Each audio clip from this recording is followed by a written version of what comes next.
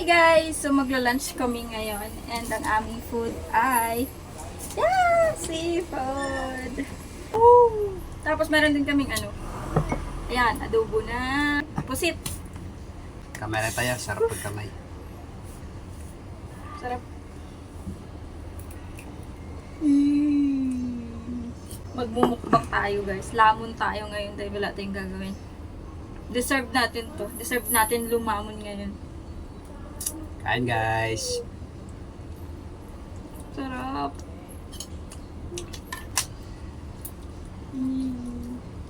Taba daw siya pumayat. Taba ko na nga eh. Di-exercise na nga ako eh. Kaso tinatamad. Sarap na adobong pusit to kasi ang taba ng ang taba ng pusit.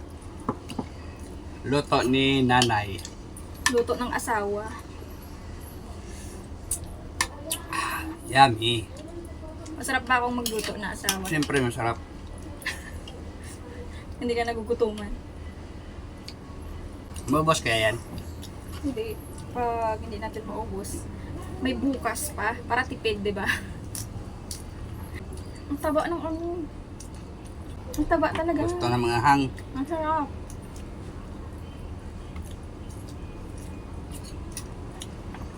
Ang sarap talaga. Yung ganitong paminsan-minsan. Yung parang kunwari matagal kayo hindi naka-day off or nakapag-meet. And then, nagkita kayo. Tapos yung tripping nyo is kain. First date. Sabi nyo, deserve namin itong pagkain. Nagpalibre si boss. Libre. Ang taba. Parang ito din kasi yung minsan yung stress reliever nyo, di ba? Sa work. Pag kain kayo ng masarap na pagkain kahit paminsan-minsan lang. Masarap kumain pag magkamay.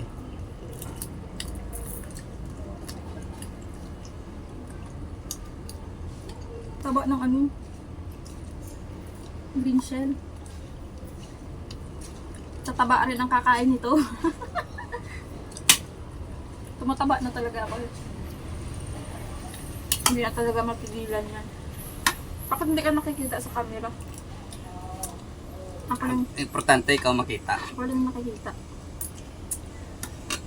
Salap. May sabaw pala. May sabaw pala. Siyempre.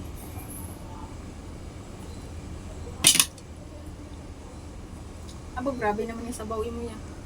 Para masarap manghang. With chili. With sili. Tapakin na yan. Yun yung taba. Masarap kasing taba. Kasing taba ako.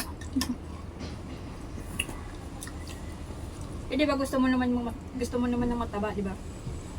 Oo. Ayaw ko ng payat. Dati yung pwet ako. Magpataba nga. Ayun, tumaba ako. Bahala ka. Ayaw ko ng payat. Baka may sabihin ni mama, pinabayaan ka. Ako yung tumaba. Siya naman pumayat. Pinabayaan mo ako eh.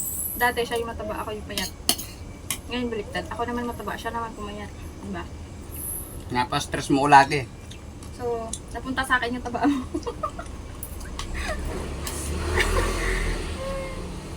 Napunta sa akin yung taba mo eh. Kaya gusto mo talaga tumaba ako eh.